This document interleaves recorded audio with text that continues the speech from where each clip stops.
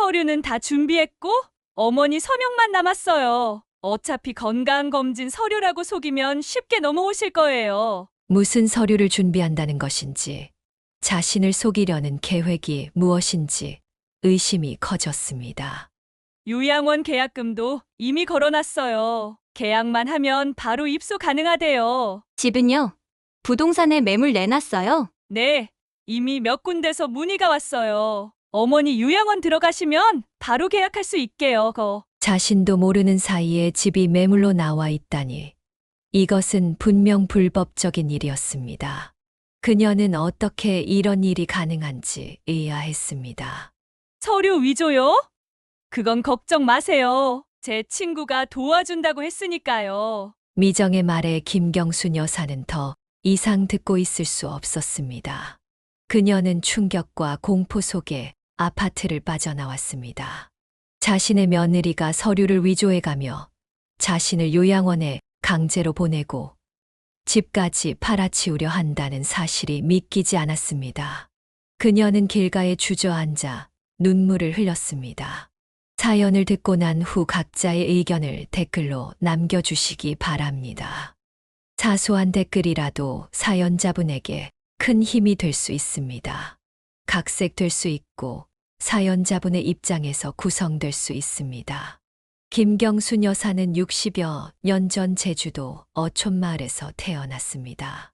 그녀의 아버지는 소규모 어선을 운영하는 어부였지만 거친 바다에서의 사고로 일찍 몸이 불편해지셨고 형제들이 많았던 탓에 가정 형편이 더욱 어려웠습니다. 초등학교만 겨우 마치고 학업을 중단해야 했던 그녀는 어린 나이에 마을 해녀들에게서 해산물 채취와 보존법을 배워 가족의 생계에 보탬이 되었습니다. 이 물질 배우기가 쉽지 않구나. 숨 참는 것부터 너무 힘들어. 어린 경순이 투덜거렸습니다. 괜찮아. 경순아, 처음엔 다 그래. 시간이 지나면 익숙해질 거야. 그녀는 12살 때부터 물질을 배우기 시작했고 15이 되었을 무렵에는 마을에서도 인정받는 젊은 해녀로 성장했습니다. 손재주가 좋았던 그녀는 해초공예와 물고기 손질법도 빠르게 익혔습니다. 경순이 솜씨 하나는 기가 막히게 좋구나. 저렇게 깔끔하게 생선을 손질하다니. 마을 어른들이 감탄했습니다. 가나는 마치 바닷속 깊은 물처럼 그녀의 어린 시절을 둘러싸고 있었습니다. 아버지의 다리 불편으로 가족의 생계는 더욱 어려워졌고 그녀는 밤늦게까지 해초를 엮어 작은 공예품을 만들었습니다.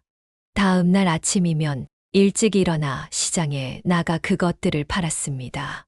이렇게 어린 것이 벌써 장사를 하다니 대단하구나. 시장 상인들이 말했습니다. 우리 집 형편이 어려워서요. 그래도 이거 파는 게 재밌어요. 그녀는 씩씩하게 대답했습니다. 여름이면 관광객들에게 해산물을 팔고 겨울이면 추운 바다에서도 물질을 했습니다. 그녀의 손은 거칠어졌고 얼굴은 햇볕에 그을려 나이보다 더 들어 보였습니다. 하지만 그녀의 눈빛만은 언제나 맑고 강인했습니다. 18이 되던 해 그녀는 더 많은 돈을 벌기 위해 제주 시내의 생선 가게에서 일하기 시작했습니다. 매일 새벽부터 밤까지 일했지만 그녀는 불평하지 않았습니다. 그저 가족을 위해, 특히 어린 동생들이 자신처럼 학업을 포기하지 않도록 돕기 위해 묵묵히 일했습니다. 우리 경순이 덕분에 살아가는구나. 미안하다. 딸. 아버지가 한숨을 쉬며 말했습니다. 아버지, 그런 말씀 마세요. 저는 할 수 있어요. 동생들이 잘 자라는 것만 봐도 행복해요. 그녀는 진심으로 대답했습니다. 20살이 되었을 때 그녀는 제주도의 작은 수산물 가게에서 일하며 해산물 가공 기술을 더 배웠습니다. 그녀의 손맛으로 만든 젓갈과 말린 생선은 주변에서 인정받기 시작했고 조금씩 단골 손님도 생겼습니다. 아가씨가 만든 건 뭔가 달라. 이 맛이 어디서도 못 찾겠어. 단골 손님들이 칭찬했습니다. 그렇게 제주도에서의 힘겨운 시간들이 흘러갔고 22이 되었을 무렵 그녀는 더 넓은 세상으로 나가기로 결심했습니다. 부산으로 떠나기 전날 밤, 그녀는 바닷가에서 오랫동안 제주도의 밤바다를 바라보았습니다. 언젠가는 더 나은 삶을 살 수 있을 거야. 그때는 가족들도 모두 데려갈 거야. 그녀는 마음속으로 다짐했습니다. 김경순 여사는 제주도의 작은 마을을 떠나 부산으로 향했습니다. 그녀의 가방 안에는 얼마 되지 않는 옷가지와 어머니가 손수 지어준 옷, 그리고 고향에서의 추억이 담긴 작은 조개 껍데기만이 전부였습니다. 낯선 도시의 북적거림 속에서 그녀는 처음으로 고향의 그리움을 느꼈습니다. 이렇게 사람이 많은 곳은 처음이네. 그녀는 부산역을 빠져나오며 중얼거렸습니다. 첫날부터 그녀는 자갈치 시장을 찾아가 일자리를 구했습니다.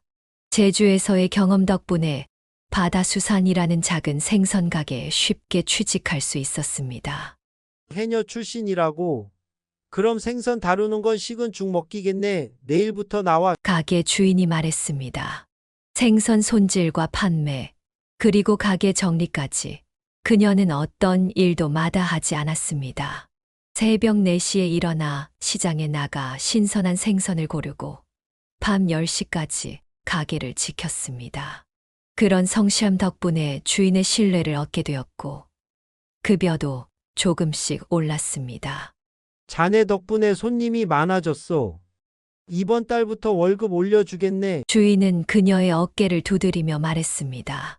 그렇게 3년이 흘렀고 그녀는 자갈치 시장에서 얼굴이 알려지기 시작했습니다. 특히 그녀가 만드는 전통 방식의 생선 젓갈은 시장 안에서도 유명해져 찾는 손님이 많아졌습니다. 어느 비 오는 날, 한 남자가 그녀의 가게에 들어왔습니다. 그는 수산물 납품업체를 운영하는 34세 박진호였습니다. 여기 젓갈이 맛있다고 해서 왔는데 맞나요? 그가 물었습니다. 그녀는 고개를 끄덕이며 특제 젓갈을 내놓았습니다. 그는 맛을 본 후 눈을 크게 뜨며 감탄했습니다. 이런 맛은 처음이네요. 어디서 배웠어요? 제주도에서요. 저희 어머니한테 배웠죠. 그녀가 답했습니다. 그날 이후로 그 남자는 일주일에 한 번씩 가게를 찾아왔고 그들은 조금씩 대화를 나누게 되었습니다.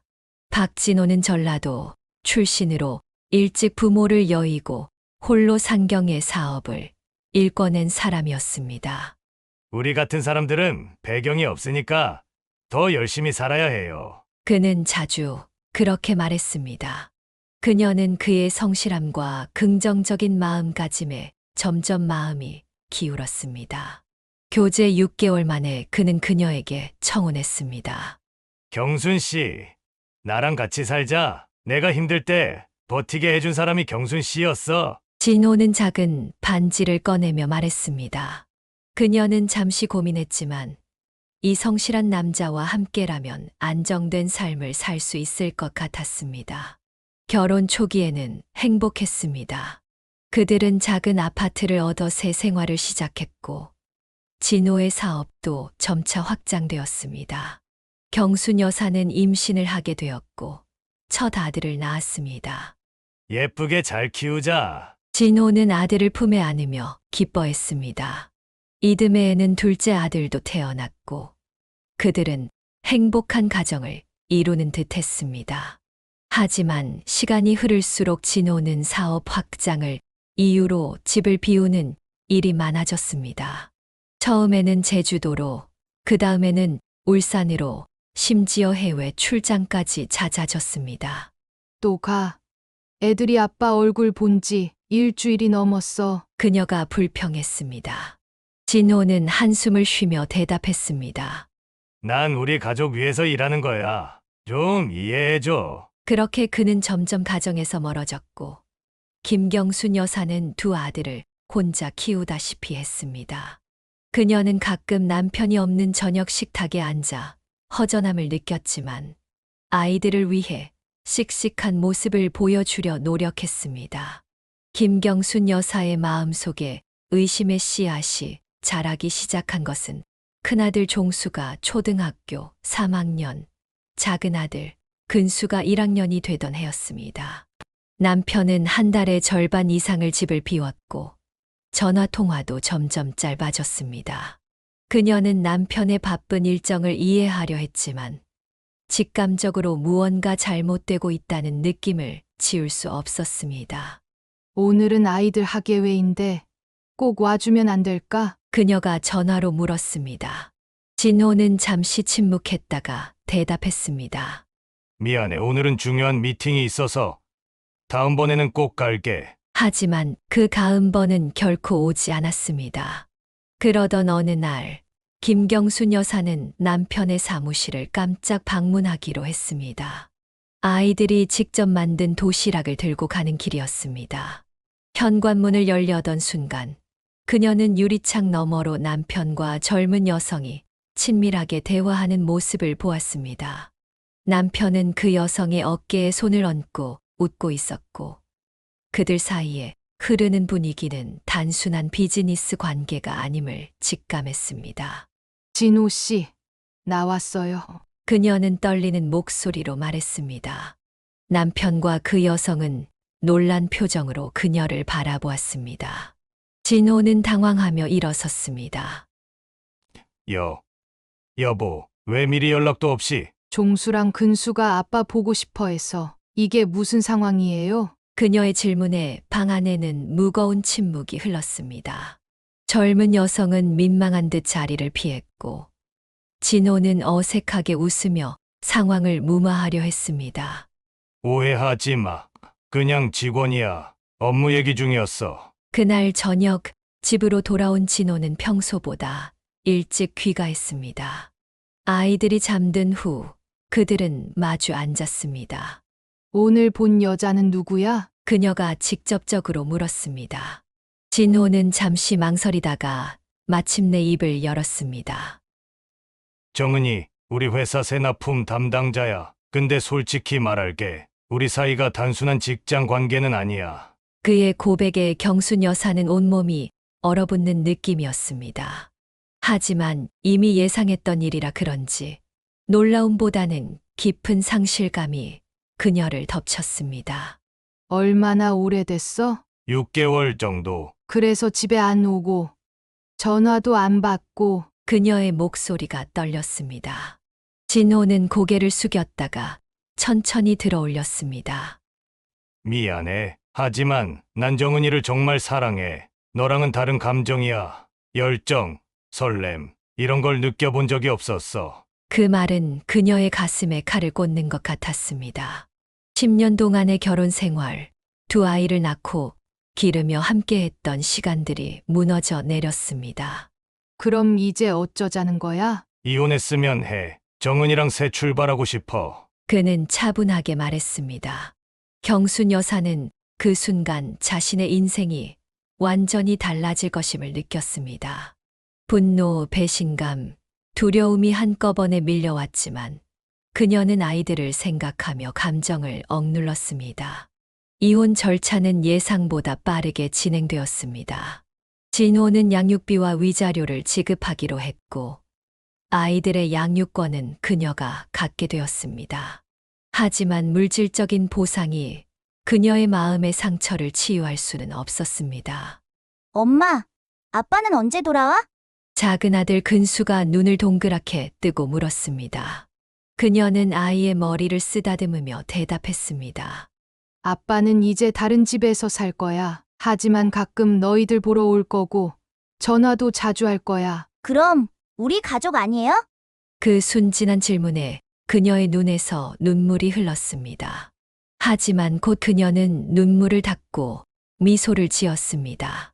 우리는 여전히 가족이야. 형태만 조금 달라졌을 뿐이지. 그녀는 아이들에게 아버지에 대한 나쁜 감정을 심어주지 않으려 노력했습니다. 비록 남편은 그녀를 배신했지만 아이들에게는 여전히 아버지였기 때문입니다. 이혼 후 처음 맞는 밤, 그녀는 혼자 이불을 덮고 누웠습니다. 옆자리가 텅 비어 있는 것이 낯설었지만 동시에 이상하게 마음이 가벼웠습니다. 이제 그녀는 자신의 인생을 스스로 개척해 나가야 했습니다. 두 아들을 위해, 그리고 자신을 위해. 이제부터는 내가 종수랑 근수의 아버지도 어머니도 되어야 해. 그녀는 결심했습니다. 그날 밤 김경순 여사는 흘러내리는 눈물을 참지 않고 마음껏 울었습니다. 그것은 끝의 눈물이자 동시에 새로운 시작을 위한 눈물이었습니다. 이혼 후 김경순 여사는 남편으로부터 받은 위자료를 종잣돈으로 자갈치 시장 한 구석에 작은 횟집을 열었습니다. 제주바다라는 이름의 가게는 비록 작았지만 그녀의 고향 제주도에서 배운 특별한 해산물 요리법으로 금세 소문이 나기 시작했습니다. 특히 그녀만의 방식으로 간을 한 회는 특별했습니다. 어제 먹은 회가 정말 맛있더라고. 어디서 배웠어요? 한 단골 손님이 물었습니다. 김경순 여사는 살짝 미소를 지었습니다. 제주도에서 해녀할 때 배운 거예요. 삼촌들이 가르쳐 주신 비법이죠. 아침 5시에 일어나 시장에서 신선한 생선을 고르고 가게를 열고 밤 10시까지 손님을 받는 생활이 이어졌습니다. 밤에는 다음 날 판매할 젓갈과 반찬을 준비하느라 새벽 1시에 잠들기 일쑤였습니다. 그렇게 하루에 4시간도 채 자지 못하는 날들이 반복되었습니다. 그녀의 손은 거칠어졌고 차가운 물에 오래 담그는 탓에 겨울이면 갈라지기도 했습니다. 허리는 끊임없이 서 있고 몸을 굽히는 일 때문에 아팠지만 아이들을 위해 그녀는 참고 일했습니다. 경순 씨 이렇게 무리하다가 몸버려 좀 쉬어가면서 해. 옆 가게 주인이 걱정스럽게 말했습니다. 그러나 그녀는 머리를 저었습니다. 애들 학비랑 생활비 벌려면 이렇게라도 해야 해요. 우리 종수가 내년에 중학교 들어가는데 학원비도 만만치 않대요. 아이들이 어렸을 때는 가게에 데리고 오기도 했습니다. 구석에 작은 책상을 놓고 종수와 근수가 숙제를 하는 모습은 가게의 일상적인 풍경이 되었습니다. 손님들은 그 모습을 보고 안쓰럽게 여기면서도 동시에 묵묵히 아이들을 키우는 경순 여사를 존경했습니다. 힘든 시간이었지만 아이들이 건강하게 자라는 모습을 볼 때면 모든 피로가 눈 녹듯 사라졌습니다. 하지만 종종 아이들이 아버지에 대해 묻는 날이면 그녀의 마음은 무거워졌습니다. 엄마, 우리 반 친구들은 주말에 아빠랑 낚시도 가고 축구도 한대. 우리 아빠는 왜 안 와? 근수가 어느 날 학교에서 돌아와 물었습니다. 그녀는 잠시 말을 고르다가 대답했습니다. 아빠는 지금 멀리 있어서 자주 오기 힘들어. 하지만 엄마가 있잖아. 주말에 시간 나면 우리 같이 바다 구경 가자. 그녀는 아이들에게 아버지에 대한 원망을 심어주고 싶지 않았습니다. 가끔 진호가 아이들을 만나러 오기도 했지만 그 횟수는 점점 줄어들었고 결국 연락이 완전히 끊겼습니다. 양육비는 보내면서 아이들 얼굴은 안 보려나. 참 이해할 수 없는 사람. 그녀는 혼잣말을 했습니다. 하지만 그런 생각도 잠시 그녀는 다시 일상으로 돌아가 묵묵히 자신의 길을 걸었습니다. 시간이 흘러 종수가 중학교에 입학했을 때 그는 부모 참관 수업에 경순 여사 혼자 오는 것을 부끄러워했습니다. 그날 밤 그녀는 혼자 이불 속에서 조용히 눈물을 흘렸습니다. 자신이 아무리 노력해도 채워줄 수 없는 아버지의 빈자리가 아이들에게 상처가 되는 것이 견딜 수 없었습니다. 하지만 그녀는 다음 날 아침에도 어김없이 새벽에 일어나 시장으로 향했습니다. 그녀의 일상은 계속되었고 시간이 지날수록 아이들은 그런 어머니의 강인함을 이해하기 시작했습니다. 엄마, 내가 이제 좀 도울게. 주말에는 가게에서 설거지도 하고. 중학교 2학년이 된 종수가 어느 날 말했습니다. 그의 말에 경순 여사는 감동했지만 고개를 저었습니다. 아니야, 너는 공부해. 엄마가 너희들 공부시키려고 이렇게 일하는 거야. 그래도 이제 내가 좀 도와야지. 엄마 혼자 너무 힘들잖아. 이런 대화가 오갈 때면 그녀는 모든 고생이 헛되지 않았다고 느꼈습니다. 힘든 시간 속에서도 아이들은 바르게 자라고 있었고 그것만으로도 그녀는 행복했습니다. 시간은 빠르게 흘러갔고 종수와 근수는 어느새 성인이 되었습니다. 종수는 어머니의 가게 일을 틈틈이 도왔습니다. 그는 어머니의 고생을 가까이서 지켜보아 왔기에 수산업에 관심을 갖게 되었습니다. 대학 졸업 후 그는 어머니에게 뜻밖의 제안을 했습니다. 엄마, 나 생각이 있어. 엄마가 하는 횟집을 확장해서 수산물 유통업까지 해보면 어떨까? 김경순 여사는 놀라며 아들을 바라보았습니다. 그게 무슨 소리야? 그런 큰 사업을 어떻게 시작해? 내가 대학에서 배운 것도 있고 요즘은 인터넷으로 직거래도 많이 하잖아. 우리 가게 회는 맛있다고 소문 자자한데 이걸 좀 더 키워보고 싶어. 종수의 진지한 목소리에 그녀는 잠시 생각에 잠겼습니다. 이 아이가 자신처럼 고생할까 걱정도 되었지만 한편으로는 아들의 포부를 응원해주고 싶었습니다. 그래, 한번 해보자. 엄마가 도울 수 있는 건 다 도울게. 그렇게 시작된 제주바다 수산은 예상보다 빠르게 성장했습니다. 종수는 어머니의 조리법과 경험을 바탕으로 품질 좋은 해산물을 공급하기 시작했고 온라인 쇼핑몰도 열었습니다.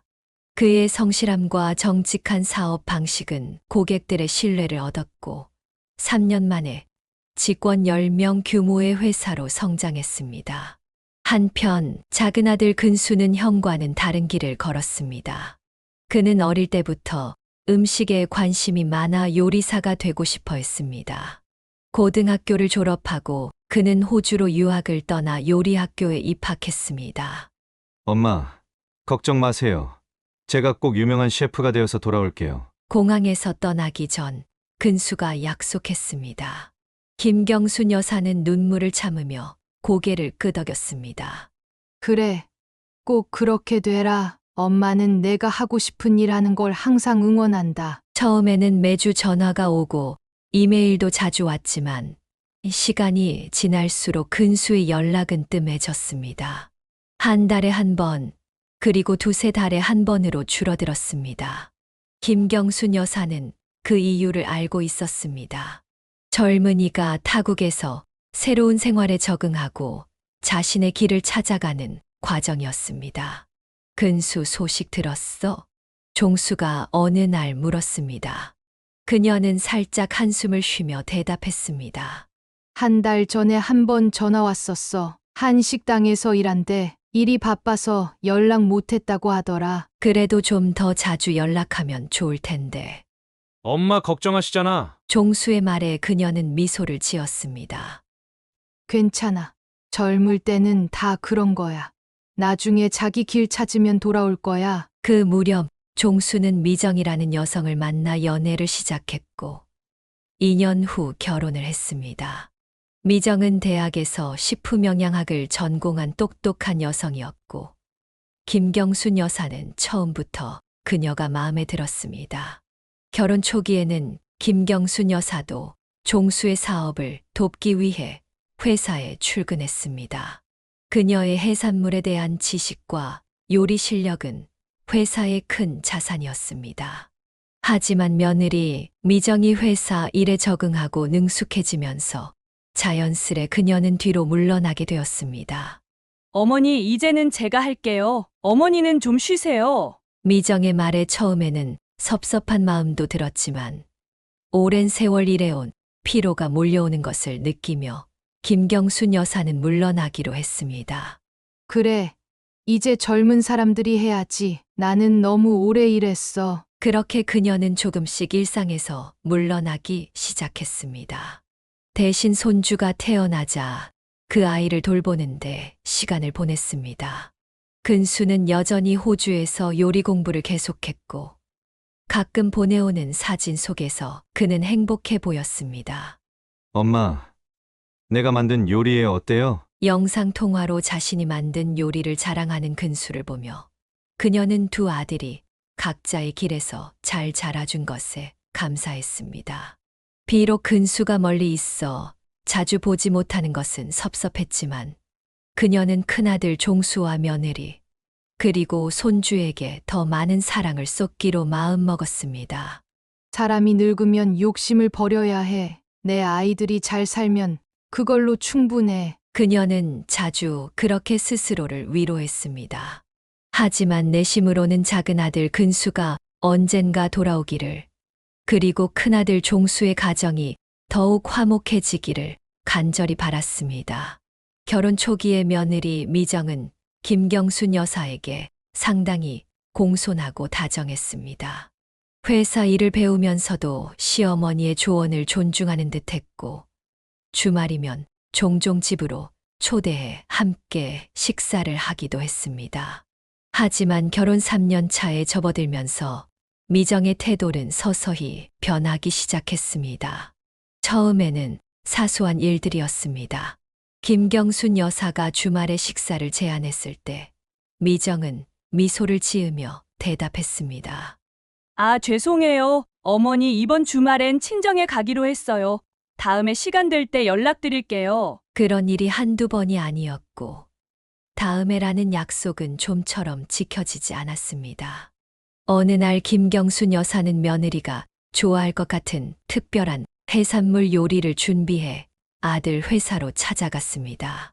미정아, 내가 좋아하는 전복죽이랑 간장게장 만들어 왔어. 그녀가 반가운 마음으로 말했습니다. 미정은 잠시 당황하는 기색을 보이더니 어색하게 웃었습니다. 어머니 지금 회의 준비 중이라서. 괜찮아. 오래 있지 않을게. 그냥 이것만 전달하고 가려고. 김경순 여사는 음식통을 건네주었습니다. 미정은 마지못해 음식을 받으며 말했습니다. 고맙긴 한데 사실 저 요즘 해산물 알레르기가 좀 생겨서. 김경순 여사는 놀라서 물었습니다. 알레르기. 내가 해산물 좋아하잖아. 지난번에도 우리 집에서 전복 실컷 먹었잖아. 그게 최근에 갑자기 생겼어요. 의사가 당분간 삼가라고 해서. 미정의 말에 의심이 들었지만 김경순 여사는 더 따지고 싶지 않아 자리를 떠났습니다. 그러나 일주일 후 그녀는 우연히 아들 집에 들렀다가 미정이 친구와 통화하는 소리를 문 밖에서 듣게 되었습니다. 응. 어제 그 해산물 뷔페 완전 맛있더라. 우리 또 가자. 어머니? 아니, 그냥 시어머니가 해산물 알레르기 있다고 거짓말했다고. 너무 자주 찾아오시고 음식도 맨날 들고 오시니까 좀 부담스러워서. 다음 날 김경순 여사는 화가 나서 아들 집을 찾아갔습니다. 미정아, 너 정말 해산물 알레르기 있는 거 맞아? 미정은 당황한 표정을 지었습니다. 네? 무슨 말씀이세요? 어제 내가 친구랑 통화하는 거 다 들었어. 너 해산물 뷔페 가서 실컷 먹었다면서? 날 속이려고 한 거야? 미정의 얼굴이 붉어졌습니다. 그때 종수가 거실로 들어왔습니다. 엄마, 무슨 일이에요? 왜 이렇게 목소리가 커요? 내 마누라가 날 속였어. 내가 정성 들여 만든 음식 알레르기 핑계로 안 먹더니 친구한테는 해산물 뷔페 맛있다고 자랑하더라고. 미정은 눈물을 글썽이며 말했습니다. 어머니, 제가 그런 뜻으로 한 게 아니에요. 그날은 잠시 증상이 호전되어서. 거짓말 좀 그만해. 내가 날 얼마나 무시하는지 다 알아. 내 귀로 직접 들었다고. 종수가 중간에 끼어들었습니다. 엄마, 미정이한테 그렇게 말하면 어떡해요? 그냥 오해일 수도 있잖아요. 오해. 내가 내 엄마보다 마누라 편만 드는구나. 내가 너 키우느라 얼마나 고생했는데. 김경순 여사의 눈에서 눈물이 흘렀습니다. 종수는 한숨을 쉬며 말했습니다. 엄마, 이제 그만해요. 엄마 고생한 거 나도 알아요. 하지만 이제는 우리 가정도 존중해 주세요. 내가 뭘 했다고 그래?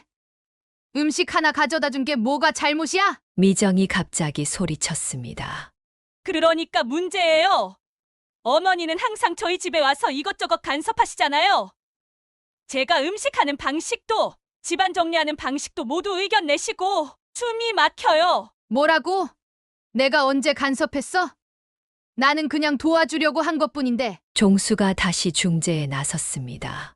둘 다 진정해요. 엄마, 미정이도 나름대로 힘든 점이 있어요. 회사 일도 바쁘고 그래, 내 마누라 편만 들어. 나는 이제 필요 없지? 김경순 여사는 화가 나서 집을 나왔습니다. 그 일 이후로 그녀와 며느리 사이의 관계는 더욱 악화되었습니다. 종수의 생일에 김경순 여사가 특별히 준비한 음식을 가져갔을 때도 미정은 이미 비싼 레스토랑을 예약해 놓았다며 그녀의 음식을 뒷전으로 밀어버렸습니다. 예, 종수가 이 갈비찜이랑 잡채를 제일 좋아하는데. 김경순 여사가 말하자 미정은 냉정하게 대답했습니다. 저도 남편 취향 알아요 하지만 오늘은 특별한 날이라 고급 레스토랑을 예약했거든요. 어머니가 가져오신 건 내일 먹을게요. 그 말을 듣는 순간 김경순 여사는 가슴이 철렁 내려앉는 느낌이었습니다. 아들은 미안한 표정을 지었지만 아내의 말에 동조했습니다. 엄마, 오늘은 미정이가 특별히 준비한 게 있어요. 내일 엄마 음식 맛있게 먹을게요. 집으로 돌아오는 길, 김경순 여사는 눈물을 참을 수 없었습니다. 며느리에게 서운한 마음을 아들에게 털어놓았지만 종수는 오히려 어머니를 이해시키려 했습니다. 엄마, 요즘 젊은 부부들은 다 그렇게 살아요. 미정이도 나름대로 신경 쓰는 거예요. 엄마가 너무 예민하게 받아들이시는 거 아닐까요? 예민하다고? 내가 뭘 잘못했는데. 그냥 내가 좋아하는 음식 해준 것뿐인데 그 정도도 이해 못해? 종수의 말에 더욱 서운함이 커졌습니다. 그녀는 아들이 이렇게 변할 것이라고는 생각하지 못했습니다. 자신의 모든 것을 바쳐 키운 아들이었는데 이제는 아내의 편만 드는 모습에 가슴이 아팠습니다. 아들 부부와의 관계가 소원해진 상황에서도 김경순 여사는 손주 도현이를 돌봐주는 일만큼은 마다하지 않았습니다. 손주는 그녀에게 큰 위안이 되었고 아이를 돌보는 동안만큼은 서운함을 잊을 수 있었습니다. 그러던 어느 날 미정이 급한 업무 미팅이 있다며 도현이를 맡아달라고 부탁했습니다. 어머니, 오늘 좀 급한 일이 생겼어요. 도연이 좀 봐주실 수 있으세요? 미정의 목소리는 다급했습니다. 김경순 여사는 흔쾌히 승낙했습니다. 그래, 얼른 데려와. 내가 잘 볼게. 도현이를 데려다 준 미정은 서둘러 회사로 향했습니다. 그날 오후 김경순 여사가 도현이와 함께 놀고 있을 때 전화벨이 울렸습니다. 여보세요. 김미정 씨 댁인가요? 낯선 남자의 목소리가 들렸습니다. 네, 맞습니다만 지금은 없어요. 아, 그러세요. 제가 글로벌 트레이드 수출입 담당 박상민이라고 합니다. 김미정 씨와 다음 주 해외 바이어 미팅 관련해서 확인드릴 게 있어서요. 네, 무엇인지 말씀해 보세요. 김미정 씨가 제출하신 이력서에 해외 대학 학사과정 이수라고 되어 있는데 혹시 몇 년도에 졸업하셨는지 아세요? 바이어 측에서 학위 증명서를 요청해서요. 김경순 여사는 잠시 당황했습니다. 그녀는 며느리가 그런 학위를 가졌다는 말을 들은 적이 없었습니다. 해외 대학이요? 무슨 소리예요? 네, 이력서에 그렇게 명시되어 있어서요. 김경순 여사는 혼란스러웠지만 정직하게 대답했습니다. 죄송합니다만 우리 며느리는 국내 대학을 졸업했고 제가 알기론 해외 유학은 한 적이 없어요. 뭔가 착오가 있는 것 같네요. 전화 너머로 잠시 침묵이 흘렀습니다. 그렇군요. 확인해 주셔서 감사합니다. 김미정 씨께 제가 다시 연락드리겠습니다. 통화가 끝난 후 김경순 여사는 불안한 마음이 들었습니다. 혹시 자신이 뭔가 크게 실수를 한 것은 아닐까 싶었습니다. 하지만 그녀는 사실대로 말한 것뿐이었습니다. 그날 저녁 미정이 도현이를 데리러 왔을 때 그녀의 표정은 심상치 않았습니다. 문을 열자마자 미정은 김경순 여사를 노려보았습니다. 어머니, 도대체 무슨 짓을 하신 거예요? 그녀의 목소리는 떨리고 있었습니다. 김경순 여사는 당황했습니다. 무슨 말이야? 내가 뭘 잘못했니? 박 부장님한테 제 학력에 대해 뭐라고 말씀하셨어요? 해외 대학 이야기 어떻게 말하셨어요? 미정의 목소리는 점점 높아졌습니다. 도현이가 놀라 우는 소리에 김경순 여사는 진정하라고 손짓했습니다. 진정해. 아이가 놀라잖아. 나는 그저 사실대로 말했을 뿐이야. 내가 해외 대학에 다녔다는 얘기는 처음 듣는데. 사실이라뇨? 어머니는 제 인생에 대해 뭘 알아요? 온라인으로도 할 수 있어요. 김경순 여사는 눈살을 찌푸렸습니다. 온라인? 그런 얘기는 들은 적 없는데 그럼 그 사람한테 왜 그냥 그렇게 말 안 했어? 그건 제가 알아서 할 일이었어요. 어머니가 끼어들 문제가 아니라고요? 이때 종수가 들어왔습니다. 미정의 전화를 받고 급히 달려온 듯 했습니다. 무슨 일이야? 왜 이렇게 소리를 지르고 있어? 미정은 울먹이며 말했습니다. 당신 어머니가 내 커리어를 망쳤어. 글로벌 트레이드와의 계약이 다 날아갔다고. 종수는 혼란스러운 표정으로 어머니를 바라보았습니다. 엄마, 무슨 일이에요? 김경순 여사는 침착하게 상황을 설명했습니다. 그저 전화가 와서 미정이가 해외 대학 이야기해서 내가 아는 사실대로 대답했을 뿐이야. 종수는 한숨을 쉬었습니다. 엄마, 미정이 온라인으로 과정을 이수했어요. 그리고 그건 미정이 일의 중요한 부분이었는데. 나는 그런 얘기 들은 적 없어. 어떻게 내가 알 수 있었겠니? 미정이 갑자기 소리쳤습니다. 이게 다 고의적이잖아요. 어머니는 처음부터 저를 못마땅해 하셨잖아요. 이제 제 인생까지 망치려고 작정하신 거예요? 뭐라고? 내가 왜 내 인생을 망치려고 해? 말도 안 되는 소리 하지 마. 종수가 미정의 어깨를 잡았습니다. 진정해, 미정아. 엄마가 일부러 그런 건 아니야. 당신은 항상 어머니 편만 들어. 내가 얼마나 힘들게 이 계약을 따내려고 했는지 알아? 미정은 울면서 도현이를 안고 밖으로 나갔습니다. 종수는 난처한 표정으로 김경순 여사를 바라보았습니다. 엄마, 미정이 일에 큰 문제가 생긴 것 같아요. 좀 이해해 주세요. 내가 뭘 이해해? 나는 사실대로 말했을 뿐인데 내 마누라가 이력서를 속였다는 거 아니야? 그건 좀 복잡한 문제예요. 엄마, 이번엔 제발 한 발 물러서 주세요. 종수도 자리를 떠났고 김경순 여사는 홀로 남겨졌습니다. 그녀는 자신이 무슨 잘못을 했는지 이해할 수 없었습니다.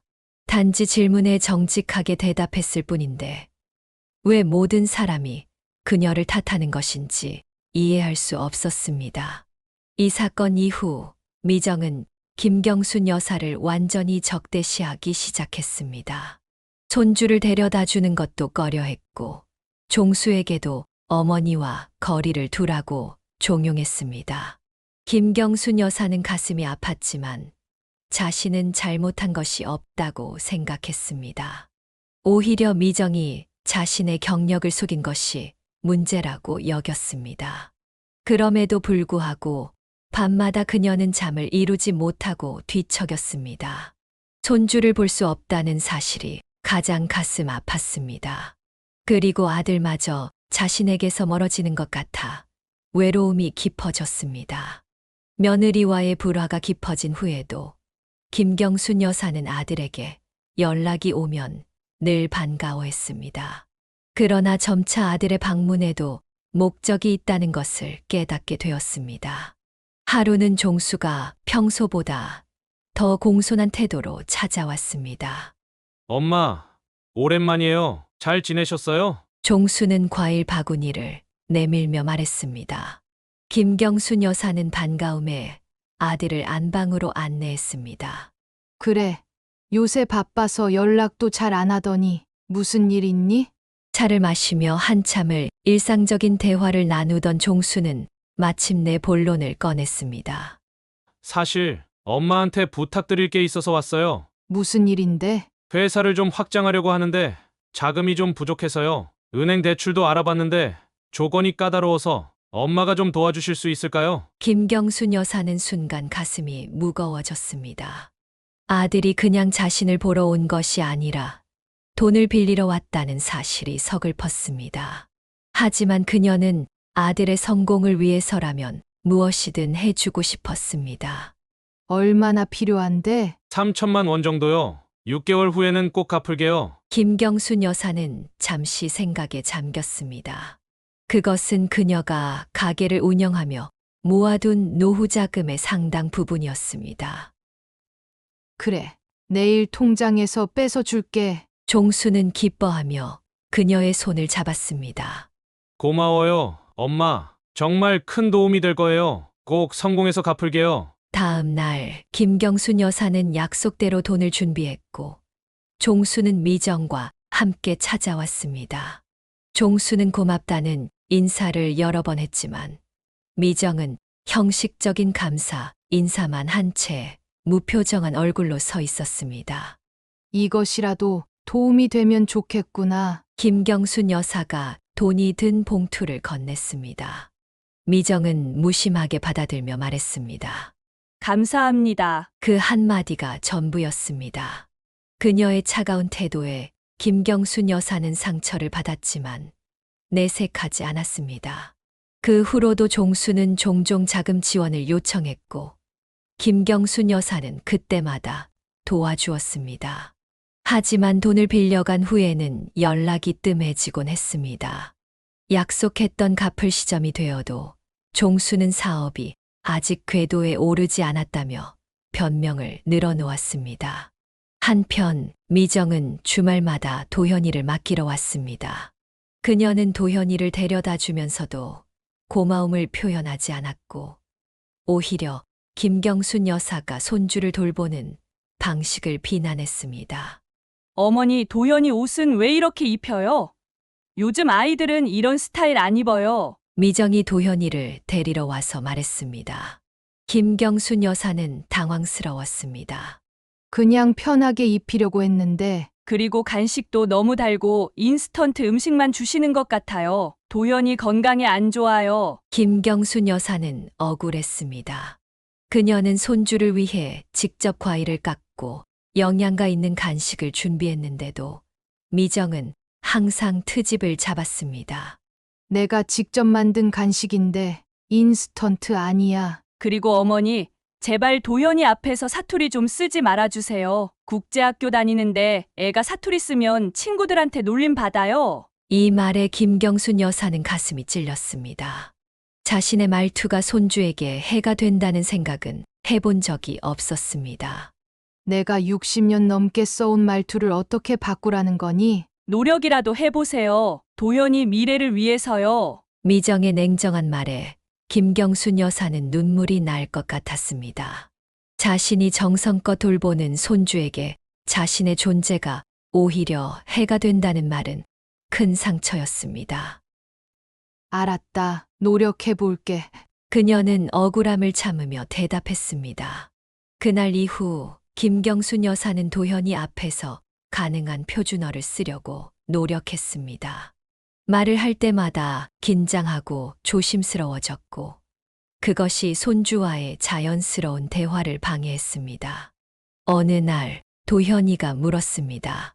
할머니, 왜 요즘 말투가 달라졌어요? 할머니가 표준어를 쓰려고 노력하고 있어. 근데 저는 할머니 원래 말투가 더 좋은데.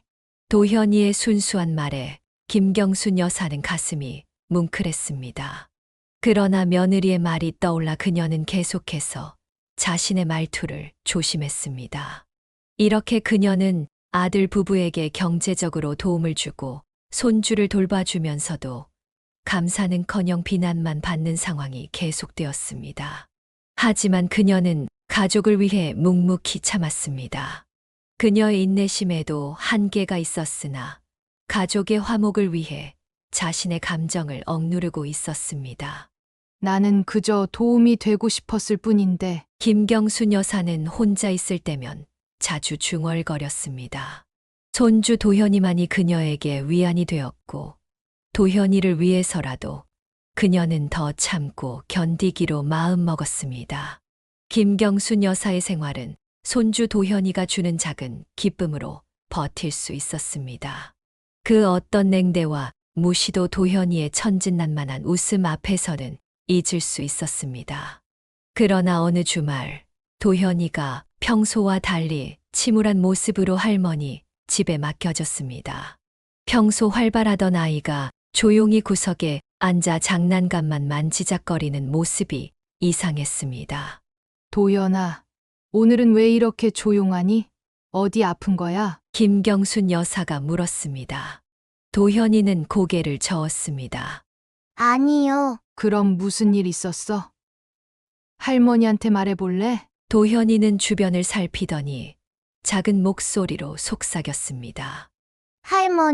할머니 곧 죽어요. 김경순 여사는 깜짝 놀라 아이의 얼굴을 바라보았습니다.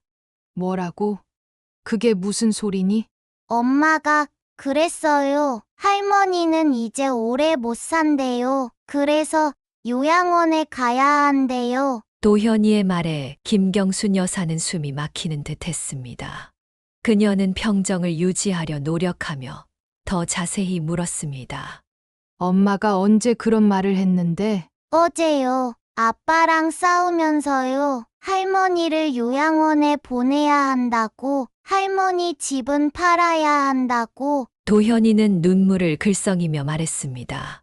할머니, 저 할머니랑 떨어지기 싫어요. 김경순 여사는 충격에 몸이 굳었지만 손주 앞에서 동요하지 않으려 노력했습니다. 걱정하지 마. 도연아, 할머니는 아주 건강해. 그리고 어디 가지도 않을 거야. 그녀는 도현이를 꼭 안아주며 안심시켰지만 속으로는 큰 불안감이 일었습니다.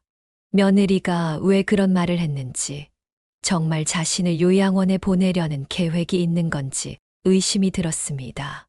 그날 저녁 종수와 미정이 도현이를 데리러 왔을 때 김경순 여사는 평소와 같이 행동하려 했습니다. 하지만 며느리의 얼굴을 볼 때마다 도현이의 말이 떠올라 가슴이 두근거렸습니다. 도현이가 오늘 잘 놀았어요? 미정이 물었습니다. 김경순 여사는 억지로 미소를 지었습니다.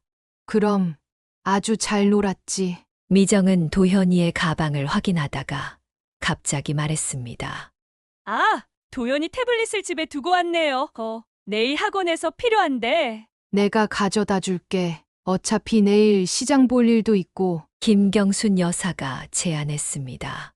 미정은 잠시 망설이다 고개를 끄덕였습니다.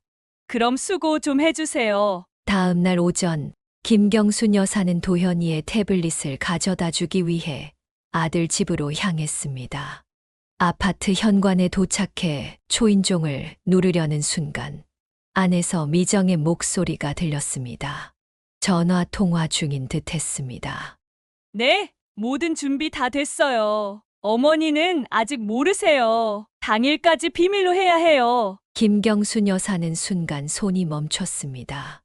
미정의 말이 계속 이어졌습니다. 서류는 다 준비했고 어머니 서명만 남았어요. 어차피 건강검진 서류라고 속이면 쉽게 넘어오실 거예요. 김경순 여사의 심장이 빠르게 뛰기 시작했습니다. 무슨 서류를 준비한다는 것인지, 자신을 속이려는 계획이 무엇인지 의심이 커졌습니다. 요양원 계약금도 이미 걸어놨어요. 계약만 하면 바로 입소 가능하대요. 미정의 말에 김경순 여사는 실소했습니다. 도현이의 말이 사실이었던 것입니다. 미정은 정말로 그녀를 요양원에 보내려는 계획을 갖고 있었습니다. 집은요? 부동산에 매물 내놨어요. 전화 너머 상대방의 말은 들리지 않았지만 미정의 대답은 분명했습니다. 네, 이미 몇 군데서 문의가 왔어요. 어머니 요양원 들어가시면 바로 계약할 수 있게요. 김경순 여사는 온몸이 떨려왔습니다. 자신도 모르는 사이에 집이 매물로 나와 있다니 이것은 분명 불법적인 일이었습니다. 그녀는 어떻게 이런 일이 가능한지 의아했습니다. 서류 위조요? 그건 걱정 마세요. 제 친구가 도와준다고 했으니까요. 미정의 말에 김경순 여사는 더 이상 듣고 있을 수 없었습니다. 그녀는 충격과 공포 속에 아파트를 빠져나왔습니다. 자신의 며느리가 서류를 위조해가며 자신을 요양원에 강제로 보내고 집까지 팔아치우려 한다는 사실이 믿기지 않았습니다. 그녀는 길가에 주저앉아 눈물을 흘렸습니다. 자신이 그토록 아끼고 사랑했던 가족들이 그녀를 이렇게 배신할 수 있다는 사실은 너무나 충격적이었습니다. 도현이의 말이 떠올랐습니다. 할머니 곧 죽어요. 미정은 자신의 아들에게까지 그런 잔인한 말을 했던 것입니다. 김경순 여사는 집으로 돌아와 밤새 잠을 이루지 못했습니다. 이제 그녀는 자신을 보호하기 위한 방법을 찾아야만 했습니다. 그러나 누구에게 도움을 청해야 할지, 어떻게 이 상황을 타개해야 할지 막막했습니다. 그녀의 마음은 공포와 불안, 그리고 깊은 배신감으로 가득 찼습니다. 김경순 여사는 밤새 고민한 끝에 마지막 희망으로 바깥사돈인 김태성 씨를 찾아가기로 결심했습니다. 김태성 씨는 경찰 간부로 평소 사돈 관계이지만 크게 교류는 없었습니다. 그러나 이 위급한 상황에서 그녀가 의지할 수 있는 유일한 사람이었습니다. 경찰청 건물 앞에 서니 다리가 떨렸습니다. 과연 내 말을 믿어줄까 생각하니 가슴이 조여왔습니다. 하지만 그녀에게는 선택의 여지가 없었습니다. 용기를 내어 건물로 들어갔습니다. 김태성 과장님 좀 뵐 수 있을까요? 안내 데스크에서 물었습니다. 직원은 의아한 눈으로 그녀를 쳐다보았습니다. 면회 예약이 되어 있으신가요? 아니요. 하지만 꼭 뵈어야 해요. 저는 그분의 사돈입니다. 잠시 후 김태성 씨가 로비로 나왔습니다. 그는 김경순 여사를 보자 놀란 표정을 지었습니다. 사돈어른, 여기까지 어쩐 일이십니까? 김경순 여사의 창백한 얼굴을 보고 그는 표정이 바뀌었습니다. 무슨 일 있으신 것 같은데 제 사무실로 올라가시죠. 사무실에 도착하자 김경순 여사는 참았던 눈물을 쏟아냈습니다. 손은 떨리고 가슴은 미칠 듯이 뛰었습니다. 사돈어른, 진정하시고 천천히 말씀해 보세요. 무슨 일입니까? 제 며느리가 당신 딸이 날 없애려고 해요. 김태성 씨의 눈이 커졌습니다. 뭐라고요? 그게 무슨 말씀이십니까? 떨리는 목소리로 김경순 여사는 모든 것을 털어놓았습니다. 손주 도현이에게서 들은 말, 미정의 통화 내용, 요양원 계획, 서류 위조 시도, 집을 팔려는 계획까지 모두 말했습니다. 제 딸이 그런 짓을 있을 수 없는 일입니다. 김태성 씨는 충격을 받은 듯 했지만 그의 눈빛은 의심스러웠습니다. 증거가 있으십니까? 혹시 오해가 있을 수도. 내가 직접 들었다니까요. 내가 왜 이런 말을 지어내겠어요? 김경순 여사의 절박한 외침에 김태성 씨는 잠시 침묵했습니다. 그리고 그는 냉정한 표정으로 말했습니다. 알겠습니다. 제가 직접 조사해 보겠습니다. 만약 사실이라면 제 딸이라도 용서할 수 없습니다. 그의 말에 김경순 여사는 약간의 희망을 느꼈습니다. 김태성 씨는 메모장을 꺼내 자세한 사항을 기록했습니다. 미정이가 어떤 요양원과 접촉했는지, 어떤 경로로 서류를 위조하려 했는지 알아보겠습니다. 제 직업을 이용해 불법을 저지르려 했다면 이건 범죄 행위입니다. 그의 목소리는 점점 차가워졌습니다. 자신의 딸에 대한 실망감이 느껴졌습니다. 일단 사돈어른은 집으로 돌아가시고 평소처럼 행동하세요. 제가 최대한 빨리 증거를 확보하겠습니다. 일주일 후 김태성 씨는 김경순 여사를 다시 만나자고 했습니다.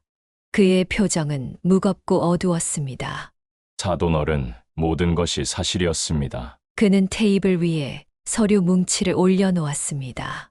그 안에는 미정이 요양원과 주고받은 이메일, 계약 초안, 위조 서명 연습, 부동산 중개업자와의 통화 기록까지 있었습니다. 미정이는 요양원과 접촉했고 사돈어른을 중증 치매 환자로 속여 강제 입소시키려 했습니다. 그리고 사돈어른의 서명을 위조해 해변가, 펜션을 매각하려 했습니다. 그의 목소리는 분노로 떨리고 있었습니다. 그 애가 어떻게 이런 끔찍한 짓을... 그게 다가 아닙니다. 더 충격적인 사실은 종수 씨도 이 계획에 가담했다는 겁니다. 김경순 여사는 숨이 멎는 듯 했습니다. 종수가... 내 아들이... 미정이가 남편을 설득했던 녹음 파일도 확보했습니다. 듣고 싶으신가요? 김경순 여사는 눈물을 흘리며 고개를 끄덕였습니다. 김태성 씨는 조심스럽게 녹음 파일을 재생했습니다. 여보, 어머님, 이제 혼자 살기 힘들어 요양원 가시는 게 좋을 것 같아. 미정의 목소리였습니다. 엄마가 싫어하실 텐데. 종수의 망설이는 목소리가 이어졌습니다.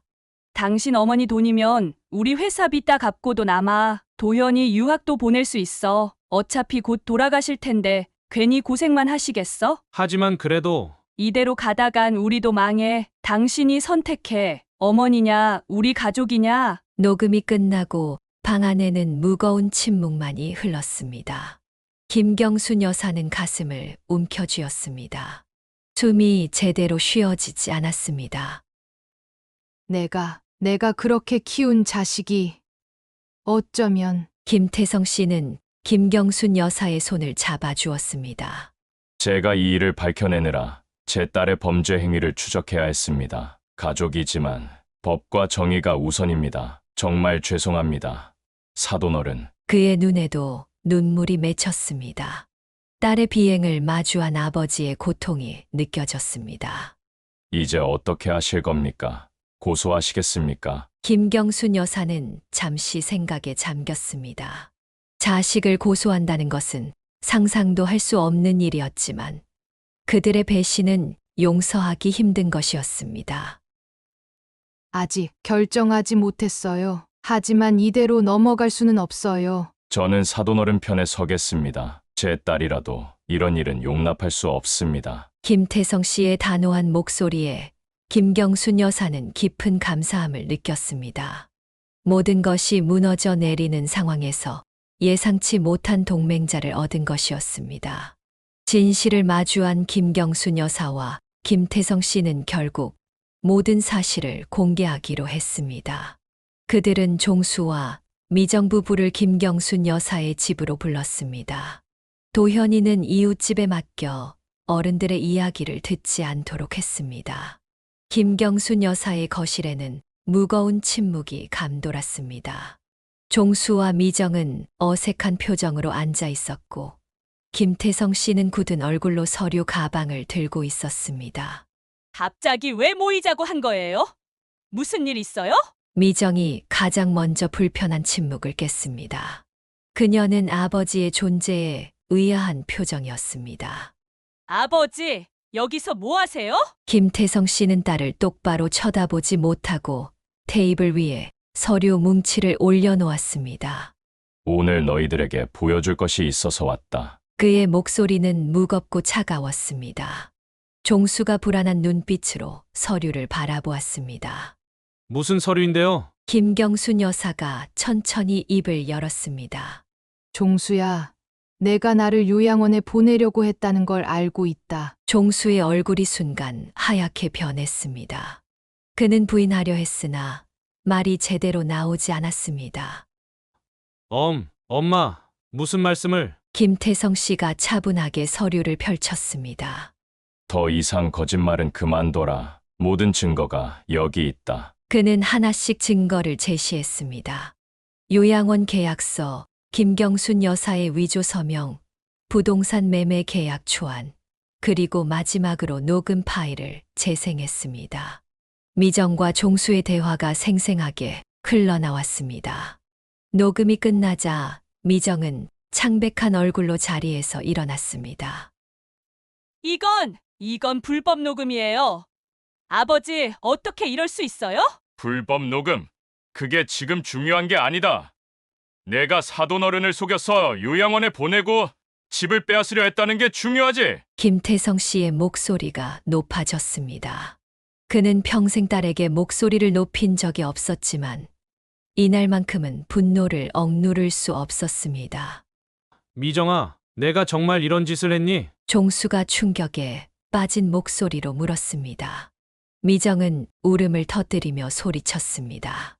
당신도 다 알면서, 당신도 동의했으면서 이제 와서 모르는 척하지 마. 난 내가 정말로 그럴 줄은 몰랐어. 그냥 논의만 한 거라고 생각했어. 종수의 목소리는 떨리고 있었습니다. 김경순 여사는 아들을 바라보았습니다. 종수야, 너도 내 등 뒤에서 이런 계획을 세웠니? 내가 그렇게 키운 아들이. 어떻게? 그녀의 목소리는 슬픔으로 가득 찼습니다. 종수는 고개를 숙였습니다. 엄마, 미안해요. 회사가 어려워지고 미정이가 계속 말해서. 하지만 정말로 실행할 생각은 없었어요. 거짓말 마! 당신도 분명히 동의했잖아. 미정이 소리쳤습니다. 김태성 씨는 딸을 바라보며 슬프게 말했습니다. 미정아, 내가 이런 사람이 될 줄은 몰랐다. 내 어머니가 하늘에서 이걸 본다면 얼마나 가슴 아파하실까? 아버지까지 저를 배신해요? 저는 그냥 우리 가족을 위해서. 가족을 위해 다른 가족을 파괴하면서 그게 무슨 가족이니? 난 내게 그렇게 가르치지 않았다. 침묵이 흘렀습니다. 김경순 여사는 슬픔에 잠긴 얼굴로 종수를 바라보았습니다. 종수야, 이제 어떻게 할 거니? 종수는 깊은 한숨을 내쉬었습니다. 엄마, 정말 죄송합니다. 저는 이혼하겠습니다. 이런 일을 저지른 사람과는 더 이상 살 수 없어요. 미정은 그 말을 듣고 격분했습니다. 뭐라고? 당신도 똑같이 가담했으면서 이혼? 당신 미쳤어? 나는 최소한 실행하진 않았어. 하지만 넌 이미 모든 준비를 마쳤어. 종수의 목소리는 단호했습니다. 미정은 눈물을 흘리며 소리쳤습니다. 이혼하면 도연이는 내가 키울 거야. 당신 같은 아빠 밑에서 자랄 수 없어. 이때 김태성 씨가 냉정하게 말했습니다. 그건 법원이 결정할 일이다. 하지만 내가 이런 불법 행위를 저질렀다는 증거가 있는 이상 양육권을 얻기는 힘들 거야. 그 말에 미정은 주저앉아 울기 시작했습니다. 모든 계획이 무너지고 가족마저 잃게 될 위기에 처한 것입니다. 이혼 소송은 빠르게 진행되었습니다. 김태성 씨가 제출한 증거들로 인해 법원은 종수에게 양육권을 주는 판결을 내렸습니다.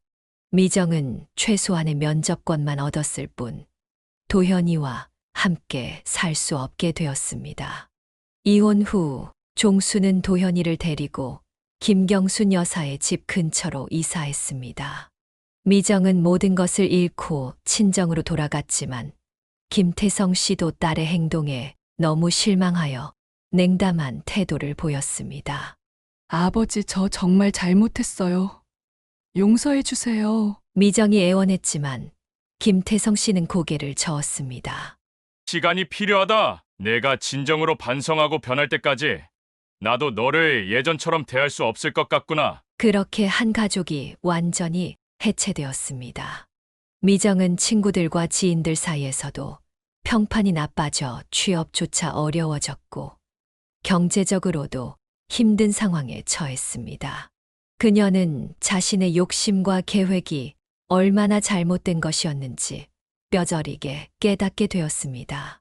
가족의 해체라는 아픔 속에서도 김경순 여사의 삶은 조금씩 새로운 방향으로 움직이기 시작했습니다. 종수는 도현이를 데리고 어머니 집 근처의 작은 아파트를 얻어 이사했고 매일같이 어머니를 찾아왔습니다. 이전과는 완전히 다른 모습이었습니다. 엄마, 오늘 아침은 제가 준비했어요. 같이 드실래요? 어느 주말 아침 종수가 도시락을 들고 찾아왔습니다. 김경순 여사는 놀란 표정을 감추지 못했습니다. 내가 요리를 다 했다고? 불 켜는 법도 모르던 아이가. 이제 배우고 있어요. 도연이 때문에라도 해야 하니까요. 종수의 얼굴에는 진심 어린 미소가 있었습니다. 그는 매일 반성하는 마음으로 어머니에게 다가갔습니다. 엄마, 정말 죄송해요. 제가 얼마나 어리석고 이기적이었는지, 엄마가 저를 위해 얼마나 희생하셨는지 이제야 알겠어요. 김경순 여사는 아들의 진심 어린 사과에 조금씩 마음의 문을 열었습니다. 물론 상처가 완전히 아물기까지는 시간이 필요했지만 그녀는 아들에게 두 번째 기회를 주기로 했습니다. 엄마도 미안해. 내가 너무 너희들에게 매달렸나 봐. 이제 우리 다시 시작하자. 김경순 여사는 작은 변화부터 시작했습니다. 가장 먼저 그녀는 오랫동안 접어두었던 꿈을 되살렸습니다. 제주도에서 배운 해산물 요리 솜씨를 이웃들과 나누기로 한 것입니다. 경순 씨, 이 전복죽 레시피 좀 알려주세요. 정말 맛있어요. 이웃 최 여사가 말했습니다. 김경순 여사는 웃으며 대답했습니다. 다음 주부터 우리 집에서 작은 요리 수업 시작할 건데 와 볼래요? 그렇게 제주바다 맛 교실이 시작되었습니다. 처음에는 동네 아주머니 몇 명으로 시작했지만 입소문이 나면서 점점 참가자가 늘어났습니다. 김경순 여사의 전통 해산물 요리법은 도시 사람들에게 신선한 매력으로 다가갔습니다. 도현이는 할머니의 든든한 지원군이 되었습니다. 방과 후면 할머니 집에 와서 요리 준비를 도왔고 때로는 수업에 참여하는 사람들의 아이들과 놀아주기도 했습니다. 할머니, 이 조개 어떻게 까요? 제가 할게요. 도현이의 천진난만한 목소리에 김경순 여사는 웃음이 나왔습니다. 우리 도연이가 벌써 이렇게 컸네. 자, 이렇게 살살 비틀면 돼. 작은 해산물 요리 교실은 단순한 취미를 넘어 점차 경순 여사의 새로운 수입원이 되었습니다. 사람들은 그녀의 비법을 배우기 위해 기꺼이 수업료를 지불했고 특별 주문 요리를 의뢰하기도 했습니다. 한편 종수도 새로운 출발을 했습니다. 무리한 사업 확장을 포기하고 작지만 안정적인 회사 규모로 돌아갔습니다. 그는 더 이상 허황된 성공을 쫓지 않고 정직하게 일하는 기쁨을 찾아갔습니다. 엄마, 이번에 새 계약 체결했어요. 무리하지 않고 천천히 해나갈 거예요. 그래, 욕심내지 말고 내 능력껏 하는 게 좋아. 근수도 가끔 호주에서 연락이 왔습니다. 어머니의 시련을 들은 그는 놀라움과 함께 미안함을 표현했습니다. 엄마, 정말 미안해요. 제가 곁에 있었더라면. 걱정 마. 너는 내 길을 가면 돼. 엄마는 이제 괜찮아. 이 모든 일을 겪으며 김경순 여사는 중요한 깨달음을 얻었습니다. 가족이라는 이름으로 모든 것을 참고 견디는 것이 항상 옳은 것은 아니라는 것. 그리고 자신의 가치와 권리를 지키는 것의 중요성을 깨달았습니다. 이제야 알겠어요. 엄마도 엄마 자신의 삶이 있다는 걸. 종수가 어느 날 말했습니다. 김경순 여사는 미소를 지었습니다. 그래, 늦게 알았지만 다행이야. 김태성 씨와도 좋은 관계를 유지했습니다. 그는 가끔 도현이를 만나러 오곤 했고 김경순 여사의 요리 교실에 필요한 신선한 해산물을 구해주기도 했습니다. 사돈어른, 이번에 좋은 전복 들어왔어요. 제가 좀 가져왔습니다. 늘 고마워요. 사돈 덕분에 제 작은 교실이 잘 되고 있네요. 어느 봄날 김경순 여사는 해변가 집 테라스에 앉아 바다를 바라보았습니다. 도현이는 모래사장에서 조개를 줍고 있었고 종수는 그 옆에서 함께 웃고 있었습니다. 그녀의 마음에는 평온함이 찾아왔습니다. 삶이란 참 이상의 가장 큰 아픔 속에서 새로운 시작이 찾아오다니. 그녀는 이제 자신을 지키는 법을 알았습니다. 무조건적인 희생과 인내가 아닌 건강한 경계를 세우고 자신의 가치를 인정받는 관계를 만드는 법을 배웠습니다. 그리고 그 속에서 진정한 가족의 의미를 발견했습니다. 바다 너머로 지는 해를 바라보며 김경순 여사는 마음속으로 다짐했습니다. 이제는 자신의 행복을 위해 살아가기로. 그것이 진정 가족 모두를 위한 길임을 그녀는 이제야 깨달았습니다. 사연을 듣고 댓글을 남겨주시기 바랍니다. 사소한 의견일지라도 사연자분에게는 큰 힘이 됩니다. 노골적인 악성 댓글은 사연자분에게 상처가 될 수 있으니 삼가주시기 바랍니다.